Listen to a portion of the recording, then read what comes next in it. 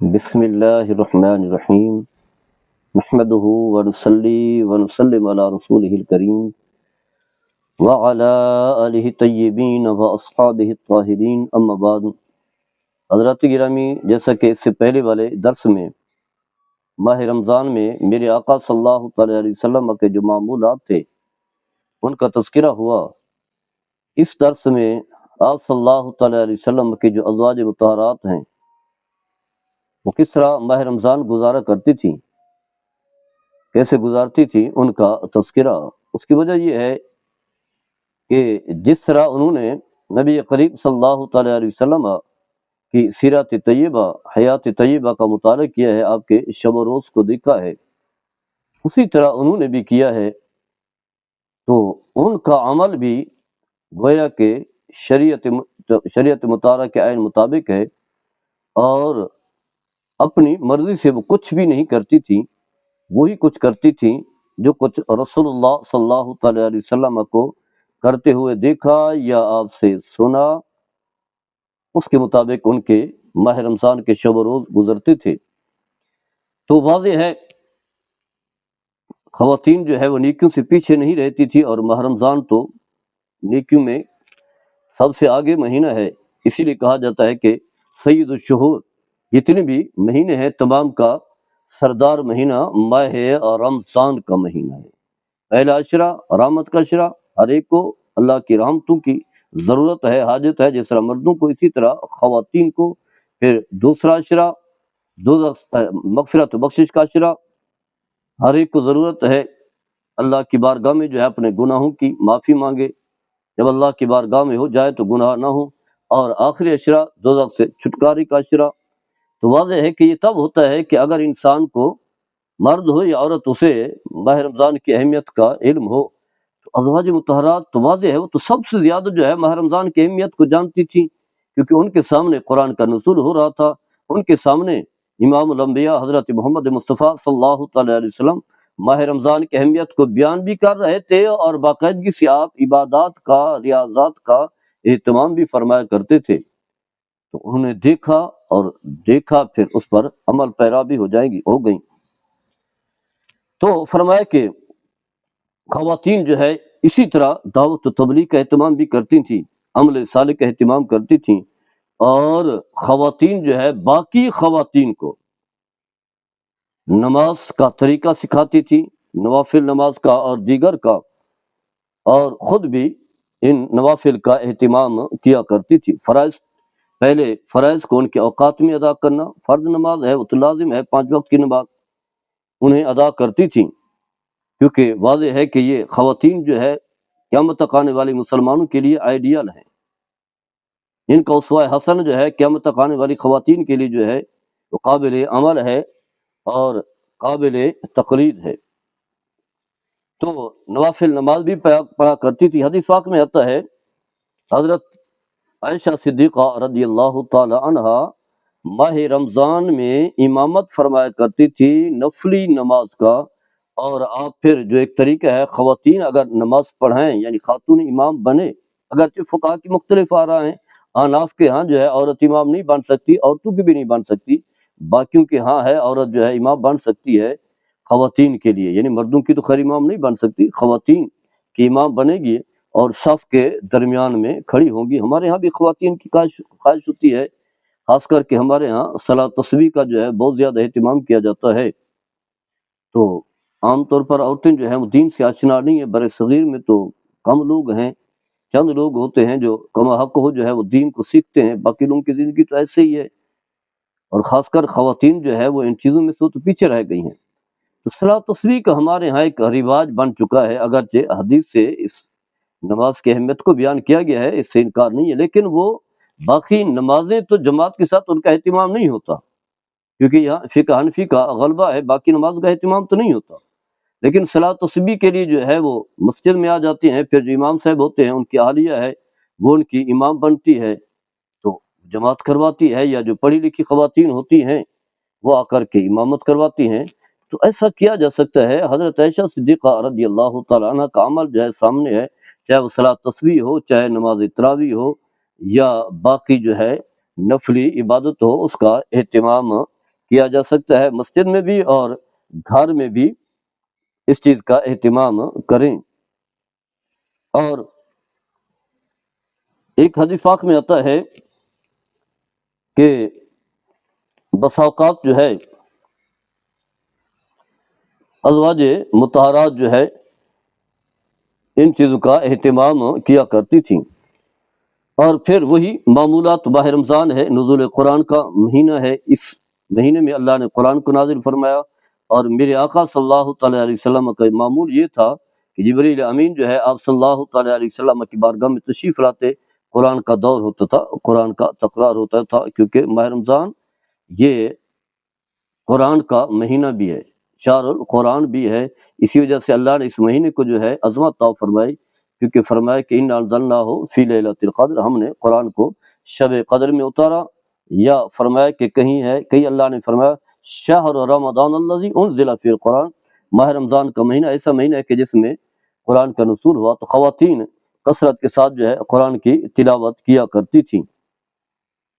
کیونکہ قرآن جو ہے وہ سینے کو کھولتا ہے۔ اور اس کے علاوہ جو ہے حدیث کے الفاظ بھی ہیں کہ دلوں کو زنگ لگ جاتا ہے، جیسا کہ فرمایا کہ لوہے کو زنگ لگتا ہے، تو عرض کی یا رسول اللہ صلی اللہ تعالیٰ علیہ وسلم اس زنگ کو اتارنے کا طریقہ کار کیا ہے؟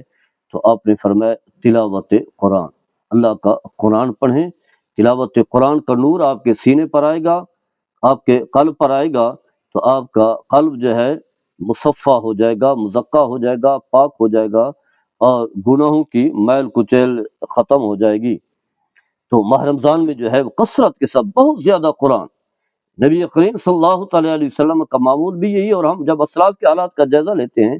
تو وہ بھی کثرت کے ساتھ قرآن پڑھا کرتے تھے، یہی معمول تھا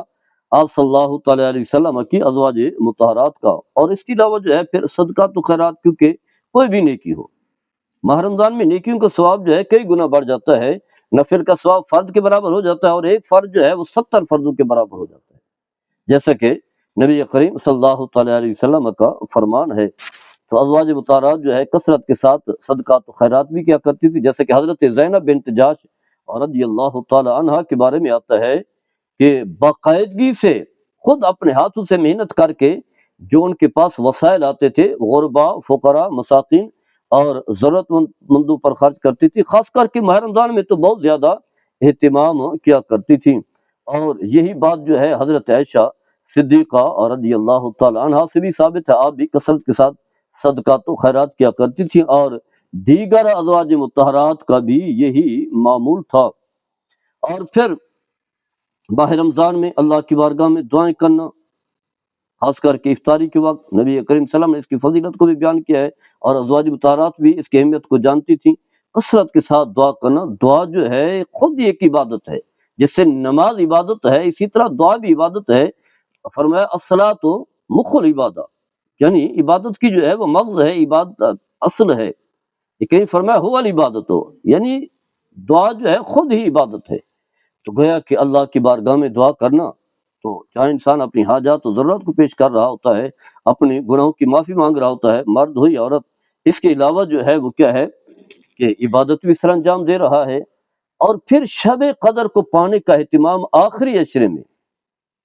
ازواج مطہرات کی بھی خواہش ہوتی تھی، جیسا کہ حدیث ہم بیان کر چکے ہیں کہ نبی کریم صلی اللہ تعالیٰ علیہ وسلم ماہ رمضان میں اعتکاف بیٹھا کرتے تھے، آپ کے وصال کے بعد آپ کی ازواج مطہرات باقاعدگی سے شب قدر کو پانے کے لیے اعتکاف کا اہتمام فرمایا کرتی تھیں۔ اور پھر حضرت عائشہ صدیقہ رضی اللہ تعالی عنہا نے عرض کی یا رسول اللہ صلی اللہ تعالی علیہ وسلم، اگر میں شب قدر کو پالوں تو میں اللہ کی بارگاہ میں کیا دعا کروں؟ تو آپ نے انہیں دعا سکھائی اللہم انک عفو تحب العفو فاعف عنی، اے اللہ تو معاف کرنے والا ہے، یعنی تو اپنے بندوں کے گناہوں کو معاف کرتا ہے، عفو درگزر سے کام لیتا ہے، انسان خطائیں کرتا ہے، غلطیاں کرتا ہے، تیری بارگاہ میں آتا ہے تو ان کی غلطیوں کو معاف کر دیتا ہے، اور تو پسند بھی کرتا ہے کہ تیرا بندہ گناہ کر کے پھر معافی مانگے، تمہیں یہ ادا جو ہے پسند ہے، تو یا اللہ میری خطاؤں کو بھی معاف کر دے، یعنی خواتین بھی کہہ سکتے ہیں یا اللہ تو ہماری خطاؤں کو جو ہے معاف کر دے، ہم سے بھی گناہ اور کوتاہیاں ہوتی ہیں۔ اور پھر اس کے علاوہ جو ہے اعتکاف کی حالت میں یا ویسے ہی جو متقف نہیں ہے تو ذکر میں، دعا میں، صدقات و خیرات میں اور جو نیکی والے کام ہیں انہیں سر انجام جو ہے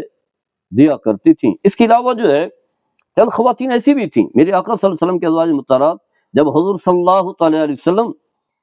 مسجد نبوی میں اعتکاف میں بیٹھے ہوتے تھے تو اپنے شوہر کو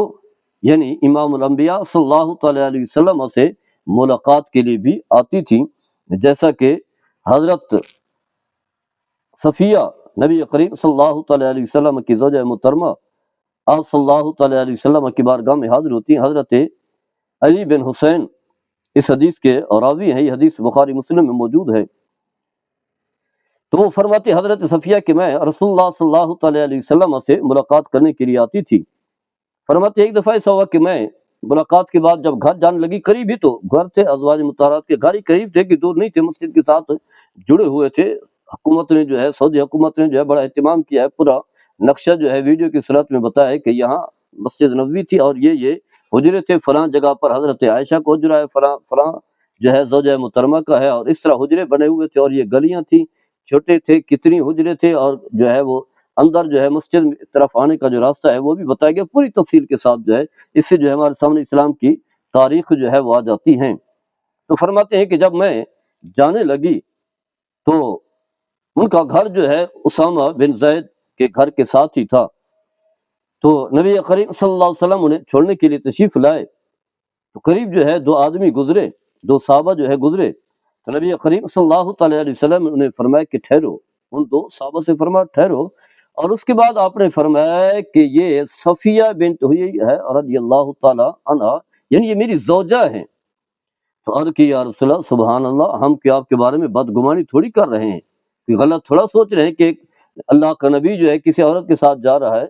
تو آپ نے فرمایا اس کی وجہ یہ ہے ان الشیطان یجری من ابن آدم مجرى الدم وانی خشیت ان یقذف فی قلوبکما شرا۔ فرمایا کہ شیطان جو انسان کے جسم میں خون کی طرح گردش کرتا ہے، جس طرح کہ خون انسان کے جسم میں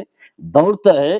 گردش کرتا ہے، رننگ کرتا ہے، فرمایا اسی طرح جو ہے شیطان بھی انسان کے جسم میں خون کی طرح جو ہے گردش کرتا ہے، انسان کو بہکاتا ہے، چھوٹی چھوٹی باتوں پر جو ہے اسے گمراہی کی طرف لے کر کے جاتا ہے۔ تو مجھے خوف لائق ہوا کہ کئی سنوں کے تمہارے دلوں میں جو ہے برے خیالات نہ آ جائیں، منفی خیالات نہ آ جائیں۔ تو القد گویا کہ اس طرح جو ہے ازواج مطہرات، پھر آپ سلام جو ہے اپنا سر اقدس جو ہے مسجد نبوی سے باہر کر کے اپنے سر میں کنگھا کروایا کرتے تھے، سر کو دھویا کرتے تھے، اور ازواج مطہرات میں سے کوئی نہ کوئی حضرت عائشہ دیگر ازواج مطہرات آپ کے سر کو دھوتی تھی، کنگھا کیا کرتی تھی۔ تو یہ آپ کی ازواج مطہرات کے معمولات یہ بھی تھے، باقی وہی عبادت، وہی ریاضت، نماز ہے، رات کا قیام ہے،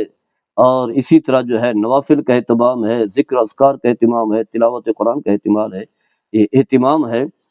تو ہماری خواتین کو بھی چاہیے کہ ان کے سامنے نبی کریم صلی اللہ تعالی علیہ وسلم کی ازواج مطہرات کے معمول بھی ہونے چاہیے تاکہ وہ بھی اس کے مطابق زندگی گزار سکیں۔ اور جیسا کہ یہ میں نے بیان کیا ہے کہ رات کو ماہ رمضان میں، اور رات جو ہے وہ اگر میاں بیوی شرعی تعلق قائم کرنا چاہیں